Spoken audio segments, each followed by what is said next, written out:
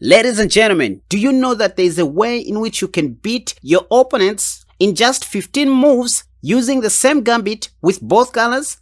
Yes, this is not a clickbait. I just meant exactly what I said. And so in today's video, I'm going to show you the exact gambit. I mean the same gambit that you can use to beat your opponents in just 15 moves with both white pieces and black pieces. And after the short tutorial, I'm going to challenge at least 2 random chess players on lichess in an effort to show you how exactly this gambit works in practical terms. Now I know that I've talked a little bit about this gambit in one of my previous videos, but hey, chess is a school on its own and requires continuous learning. Anyways, without wasting much of your time, let's get into it. Okay, so we begin with white pieces. Actually, knight to f3 on move 1 is the ready opening. We are preventing black from playing pawn to e5 right away on move 1. We are inviting black to respond with pawn to d5, which we want to see. So from here, most of the times you're going to see your opponents beginning with the move pawn to d5. From here, we're going to respond with pawn to e4, inviting black to take this pawn. And after they take, I recommend that you play knight to g5, attacking the pawn on e4 and also eyeballing the f7 square, which is the weakest square on the board. So same story, black will try to respond with a move knight to f6. And here, instead of playing pawn to d3, we are just going to continue playing normally with moves such as knight to c3, attacking the e4 pawn. And I can guarantee you 100% most of the times black is going to respond with a move bishop to f5. After which you should play bishop to c4, attacking the weak f7 square. So here you're going to see black responding with a move e6, defending the f7 square. In this position, d3 is not a good move because it can lead to some complicated positions that you cannot even handle. Instead of d3, you now play pawn to f3. So what's the idea behind pawn to f3? Here, if black takes, which they are going to do most of the times, you take with the queen, eyeballing the b7 square once again. So from here, it looks like you are just aiming to capture the b7 pawn for black, but that's not the case. That won't be the case. All the red arrows, believe it or not, are blunders. And that's what makes this gambit to be cool, because it is very easy for black to go wrong. They have to find the only move knight to c6 again, which is somehow difficult to find in positions like this. What do? So here, surprisingly enough, we can still take on f7, and if black takes, we take the bishop. And here the most challenging move, which I think most of your opponents will not play, is knight to d4, which attacks the c2 pawn and our queen. So in this position, I recommend playing queen to h3. Then if black takes on c2 check, you just simply play king d1 and maintain the pressure. Now you may ask, what happens if black captures on a1? What happens is as follows. Black loses immediately no matter what he does.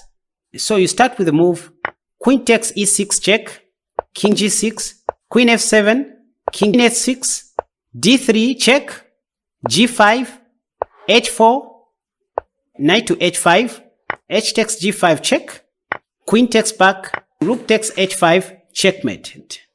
As you can see, the king has no way out and the rook cannot be captured. The queen is also pinned to the king by the bishop.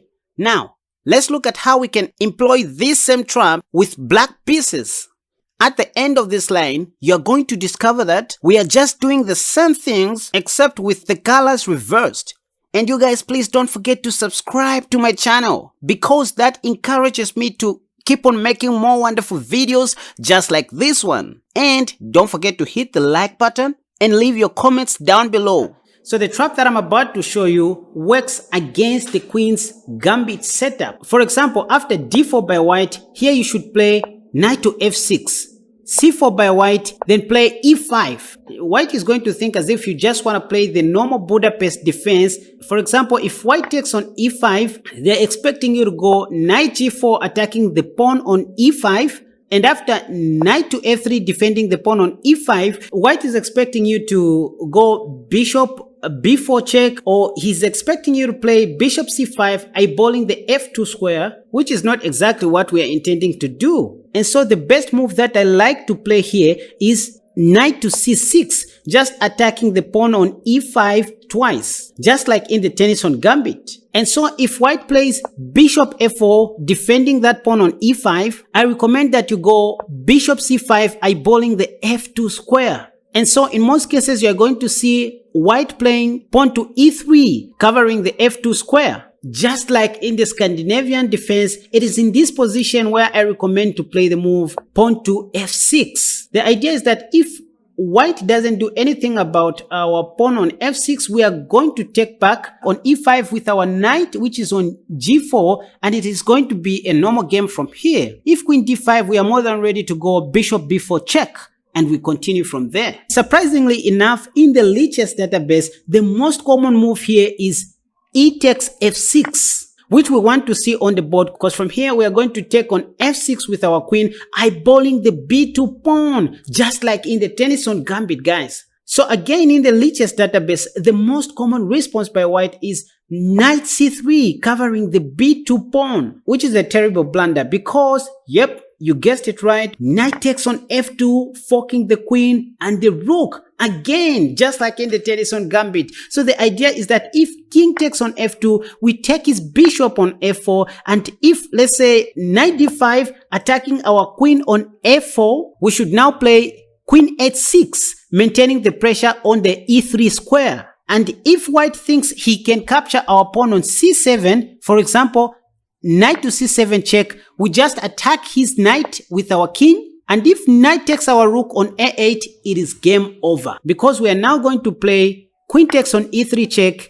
king g3, queen f2 check, king h3, d6 check on the king by the bishop, and after, let's say, g4 by white, we now play h5, knight to h4, covering the discovery. Then we play h takes on g4 check, and the only move by white is to play queen takes g4, rook takes on h4, checkmate. And well, before I close this video, just like I promised in the introduction of this video, let me challenge 2 random chess players on Lichess so that I can show you how practical this gambit is. While in this case, I'll use the same gambit with white pieces and also with black pieces. And don't forget to check out my courses in the description down below to see which one suits your needs. I guess they are very cheap on the market. All you need to do is just to contact me via the contact details provided in the description down below, and I'll reply to your email instantly. And also feel free to leave your suggestions. I mean, the kinds of contents that you would love me to start producing next. You can propose new ideas, especially some new interesting gambits that you would love me to cover, because I'm here for you guys. Okay, let's get back into the lesson. Oh, we have a game. Knight f3. I'm playing against a 2239 rated chess player. Please go d5. Okay, there we have it, e4. Pawn takes, knight g5. Knight c3 is coming. So they hold on to this pawn on e4. Let's go bishop c4, attacking the weak f7 square. Oh, bishop g6, I didn't see that coming. Okay, we still go pawn to f3, sticking to our plan. If pawn takes, queen takes on f3, eyeing the b7 square.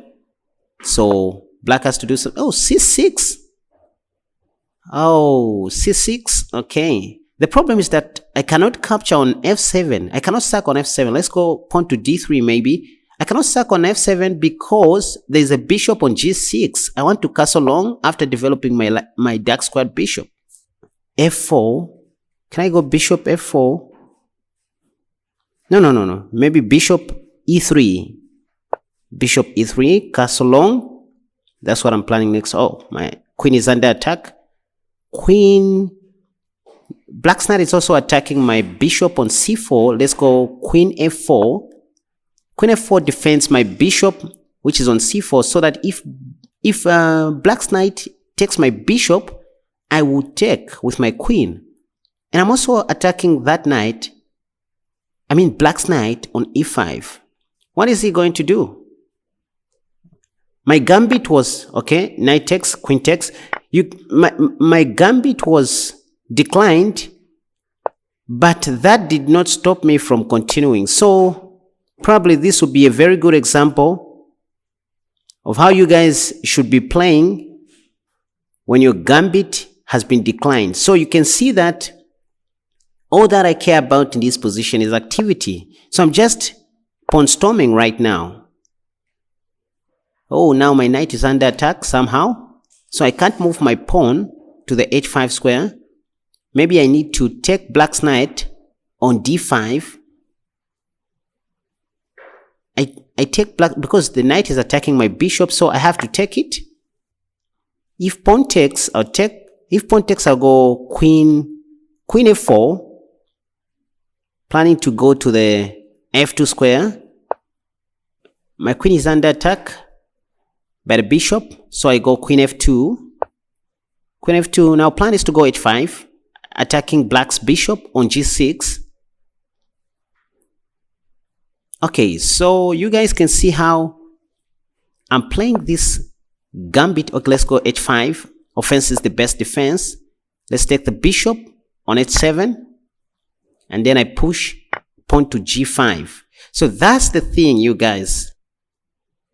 Like, if your gambit is declined, just keep on going. Just keep on giving your opponent a lot of pressure, increasing their chances to blunder. So queen f5, check. The idea is to take the pawn on g5. On g5, yes, with our bishop, attacking black's queen. What is that? There's nothing there. So let's just go h6. Let's just go for the kill. Pawn to h6. So this is how you guys should be playing. Now this is checkmate. So pawn to h7, queen f6, checkmate. Now this is how you guys should be playing gambits. Like when your gambit is declined, just continue attacking and giving your opponent a lot of pressure. This is a 2239 rated chess player who lost in this way. So you guys can also win in a similar manner. See, my gambit was declined, but I never stopped. I never stopped pressuring my opponent. So this is exactly how you guys should be playing gambits when they are declined. You know, the purpose of me showing you all these gambits and traps, we just want to be aggressive and to have an attacking position. Never think of defending at any point. Just keep on pressurizing your opponent. Okay, let's try another game and see how things will go. I'm playing against a 2266 d4, knight f6. Let's go c4, please. Okay, now we go e5. The idea is if pawn takes, we go knight g4. Okay, knight c6 is coming. So knight c6, I'm attacking the e5 pawn. They usually play bishop f4 from here, holding on to the e5 pawn. Now let's go bishop c5, eyeing the weak f2 square, or the weak f2 pawn, e3, f6, just like I said in the tutorial. So if pawn takes, queen takes, eyeing the b2 pawn. They mostly play knight c3, after which we take on f2. Come on, this is a 2266 rated chess player, and he has fallen for this trap, forking the queen and the rook. Oh my god. If king takes, I'll take the bishop on f4 and move on with life. Look at my time, look at my clock, and look at my opponent's clock. This is the benefit of preparations. Knowing your gambits is very important. Or let me just say knowing your openings. Oh my god. So you can see how low my opponent is getting on time. So we take the bishop. I know this gambit. That's why I'm playing very fast. Okay, so it's very important to do. Let's go queen h6. It's very important to know your openings. The knight can't take my rook on a8 because it's going to fall for the same trap which I showed you in the tutorial. Oh, this world is nice. Look at my opponent's time. So you can see why didn't even take my rook on a8, because he's afraid of me mating him. Rook f8 is the way to go, I think. Pinning down white's knight on f3. Can I? Rook f8. Pinning the knight to the king. Next, I'm planning to go knight e5. Adding more pressure. My opponent wants to play b4, pawn to b4. Let's go knight e5. Knight e5, the idea is just to give him a check on g4. If b4 by white, I'll still go knight g4 check. And winning the pawn on e3. Okay, check. Knight g4 check. Now the idea is to capture with my knight on e3 and attack white's queen, or move away with move out with discovery. Move out with a discovery. Wow. Let's take with the bishop, not the knight, since the king has moved. Bishop takes on a3. I think that's the way to go. Bishop takes, yeah. Idea is just to go queen f4. Idea is just to go queen f4 check. Is that going to be met? That's going to be met. Oh, queen f4 check. And the discovery is coming. If king h4. Oh, wow. That's checkmate. Oh, God. This guy is a 2266 rated chess player. Do these gambits even work? I think so.